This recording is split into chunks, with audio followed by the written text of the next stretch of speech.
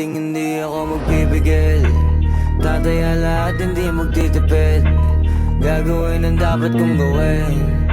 Alam ko na magagawa ko rin. Balang araw maging icon. Gusto ko kagaya ko si Idol. Mala Michael Jordan score.